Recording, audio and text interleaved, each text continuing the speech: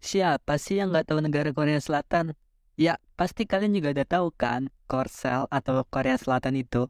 Banyak orang-orang yang pengen ke negara itu. Apalagi kalian yang suka nonton drakor atau K-popers. Pasti kepengen banget ke sana kan? Dan kalau kita mengintip kehidupan orang Korea, lewat serial dramanya, kamu pasti merasa kalau hidup di Korea itu pasti romantis, seru, dan menyenangkan. Oke, disclaimer dulu ya. Sebelum kita membahas lebih jauh, video ini tidak bermaksud untuk menjelek-jelekan negara Korea Selatan.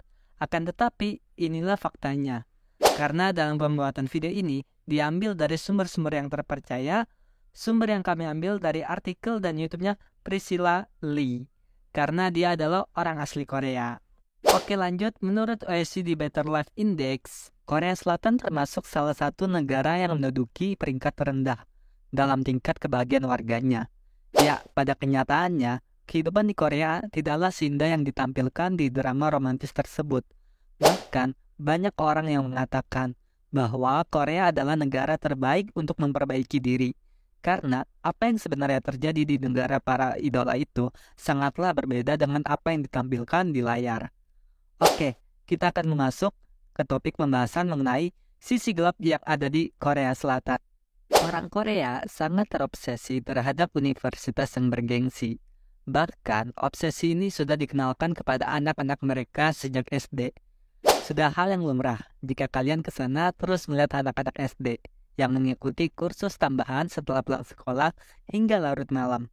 Bahkan, sampai pukul 10 malam. Saking terobsesinya, beberapa dari mereka melakukan hal-hal yang tidak masuk akal, seperti memalsukan karya ilmiah, karena universitas ternama menuntut mereka memiliki prestasi akademik dan keterampilan yang sempurna. Fenomena ini dapat ditemui di serial Sky Castle yang tayang pada 2019 lalu. Sky Castle mengatakan, bagaimana sisi gelap obsesi terhadap sekolah-sekolah elit yang menampilkan para wanita dari kalangan super kaya, seperti istri politisi dan istri dokter. Tekanan sosial yang dibebankan pada siswa memaksa seorang anak untuk berbohong bahwa dia berkuliah di Universitas Harvard selama 1 tahun. Hal ini mengakibatkan angka bunuh diri yang tinggi.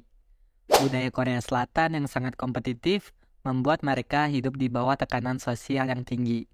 Orang yang tidak tahan dengan kehidupan seperti ini tentu saja akan depresi.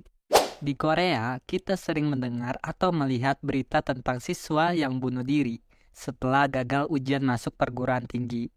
Korea Selatan memiliki tingkat bunuh diri tertinggi di antara negara-negara anggota Organisasi untuk Kerjasama Ekonomi dan Pembangunan atau OECD. Dalam laporan yang disampaikan Kementerian Kesehatan dan Kesejahteraan Korea Selatan, angka kematian bunuh diri Korea Selatan pada tahun 2018 menyatakan bahwa jumlah bunuh diri per 100.000 orang adalah 24,7%. Angka tersebut 2 kali lebih tinggi dibanding rata-rata tingkat bunuh diri dari negara OECD. Menurut para ahli, penyebab bunuh diri sangat kompleks dan tidak hanya mencakup masalah kesehatan pribadi dan mental, tetapi juga faktor ekonomi dan tekanan sosial. Fakta tersebut muncul dari cerita artis dan selebriti Korea Selatan yang bunuh diri. Lalu, standar kecantikan yang gak masuk akal. Kalau berpikir tentang orang Korea, kita pasti berpikir kalau mereka itu ganteng dan cantik. Tidak ada salahnya menjadi orang yang rupawan. Tetapi, orang Korea sudah sangat terpaku dengan kecantikan sehingga mereka jadi sangat terobsesi untuk menjadi cantik. Mereka yang tidak cantik akan diperlakukan berbeda dengan mereka yang cantik. Seperti ingin melamar pekerjaan, dilihat dari kecantikannya. Dan jika kamu tidak terlihat cantik atau ganteng, kamu akan sulit mendapatkan pekerjaan. Pada akhirnya, orang-orang lebih memutuskan untuk berpikir pendek dan lebih suka melakukan operasi plastik saja. Bagaimanapun caranya, asalkan bisa tampil cantik saja. Lalu juga proses menjadi trainee idol yang sulit. Walaupun bergabung ke dalam grup K-pop yang terlihat menyenangkan karena banyak penggemar dan seperti menjalankan hobi yang dibayar, tetapi nyatanya tidak semudah itu loh. Dilansir dari Korea Bu, proses perjalanan pelatihannya sangat panjang. Hal itu dapat dilihat melalui salah satu drama Korea yang berjudul Imitation, yang turut menggambarkan realitas sulitnya menjadi trainee idol. Selanjutnya, pembayaran gaji aktor dan aktris Korea yang tidak adil. Aktor Park Joon-gyu lewat acara Happy Together mengatakan, para aktor maupun aktris mendapatkan bayaran yang sama, yaitu full untuk satu episode. Mereka tidak dibayar per adegan walaupun mereka telah menyelesaikan 10 adegan maupun sampai 50 adegan. Tetapi bayaran yang diterima pun sama. Bahkan untuk peran tertentu, misalnya mereka berperan sebagai orang yang telah meninggal, maka bayarannya akan sedikit. Namun, hal ini tidak berlaku untuk artis papan atas, karena mereka akan dibayar jauh lebih besar. Meskipun sebenarnya isu tarif yang tidak adil di kalangan artis bukan hal baru di industri hiburan. Dan ini terjadi gak hanya di industri hiburan Korea Selatan, tetapi di negara lain pun bisa seperti itu. Oke, sudah gaji tidak adil, jam kerja pun sangat berlebihan. Hal ini seringkali terjadi di industri hiburan Korea Selatan. Didapat dari laporan para artis maupun orang yang di balik layar produksi drakor, seringkali mereka lembur untuk mengejar target penyelesaian produksi drama. Hal ini dikarenakan pihak produksi drama ingin menyelesaikan proses syuting secepat mungkin, terlebih karena tingginya biaya produksi. Bahkan, 4 episode awal sebuah drama biasanya melangsungkan proses syuting lebih dulu dalam satu waktu. Gak sedikit aktor dan aktris yang hanya bisa tidur 1 jam selama syutingnya itu berlangsung. Lalu juga pernah kejadian bunuh diri yang dilansir dari Min News. Seorang asisten sutradara sebuah drama pada tahun 2016 melakukan bunuh diri. Adik dari asisten sutradara tersebut mengungkap jika sang kakak mengalami tekanan yang tinggi saat bekerja hingga jam kerja yang berlebihan.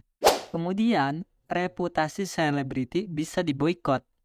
Ya, di Korea Selatan, artis selain jadi sosok di industri hiburan, harus menjadi figur contoh bagi publik. Mereka dituntut untuk bisa menjadi panutan dan melakukan hal baik. Sehingga, jika mereka melakukan tindakan yang menurut publik tidak sesuai, seperti terlibat kontroversi, sikap yang tidak menunjukkan sopan santun, hingga skandal yang menimbulkan pro kontra, maka reputasi mereka akan bisa lenyap dalam sekejap akibat adanya pemboikotan itu. Dengan artian, mereka akan dihilangkan dari dunia hiburan dan perhatian masyarakat. Selanjutnya, banyak orang yang gak menikah dan gak punya anak. Korea Selatan mengalami krisis populasi akibat kebanyakan dari masyarakatnya memilih untuk tinggal sendiri dibandingkan berkeluarga. Hal ini terpaksa dipilih mereka akibat kesulitan ekonomi dan sulitnya mendapatkan pekerjaan yang layak. Karena banyak yang memilih tidak mempunyai anak, maka angka kelahiran bayi terus anjlok dari tahun ke tahun. Pada Februari 2022, jumlah rata-rata ibu hamil di Korea Selatan pernah mencapai titik terendah sepanjang masa. Kasus bullying juga banyak terjadi di Korea sampai pelecehan seksual. Sebenarnya ada beberapa drakor yang menunjukkan sisi kelam kehidupan masyarakat di sana, yang suka merendahkan dan melecehkan orang lain. Bullying dan pelecehan seksual bisa terjadi di mana saja dan kapan saja. Mirisnya, tindakan seperti ini juga terjadi di balik keseruan industri hiburan Korea Selatan. Seperti yang sudah banyak diberitakan di media, beberapa selebriti pun terjerat dalam kontroversi bullying. Bahkan, aksi bullying juga menimpa sejumlah staf yang bekerja di balik layar. Dan lebih parahnya lagi, di Korea Selatan terdapat desa Guryong, yang mana penduduknya memiliki penghasilan yang rendah. Banyak juga penduduk yang bukan berasal dari desa Guryong sendiri. Penduduk yang bukan berasal dari desa Guryong sempat diiming-imingkan untuk tinggal di apartemen. Hal ini karena rumah yang mereka tinggal itu dipakai untuk pembangunan proyek Olimpiade. Dan pada akhirnya, karena sudah tidak ada tempat tinggal lagi, mereka datang ke Guryong untuk terus menjalani hidupnya. Desa Guryong juga lebih mirip sebuah penampungan, lantaran keadaannya yang lumayan kumuh, akan tetapi warga di sana bertahan semampunya dan mencoba membuat lingkungannya sehidup mungkin. Di sana juga ternyata ada bangunan seperti gereja, taman kanak-kanak, listrik, dan air. Uniknya lagi, kebanyakan dibangun oleh warganya sendiri. Padahal sudah beberapa kali ada pengembang yang datang ke desa Guryong untuk membeli tanah mereka. Tetapi semuanya itu ditolak, lantaran para pengembang itu memberikan harga yang rendah dan tidak masuk akal. Dan sayangnya lagi, penduduk desa Guryong tidak pernah memiliki kartu identitas. Nah, itu dia 10 sisi gelap kehidupan di Korea Selatan yang jarang diketahui banyak orang. Dan ternyata kehidupan di Korea itu tidak seindah apa yang kalian bayangkan ya. Oke, kalau ada sisi gelap lain di Korea Selatan, kalian bisa komen video ini. Baik, itu dia video dari kami. Semoga dengan video ini kalian bisa pikir-pikir terlebih dahulu sebelum menetap atau yang mau kuliah di Korea Selatan. Oke, supaya channel ini berkembang, yuk coba bantu channel ini untuk subscribe bersama-sama agar kalian juga bisa mendapatkan video-video yang bermanfaat. Dan juga channel ini membahas video-video tentang pengembangan diri sesuai dengan nama channelnya. Oke, cukup sekian dan terima kasih.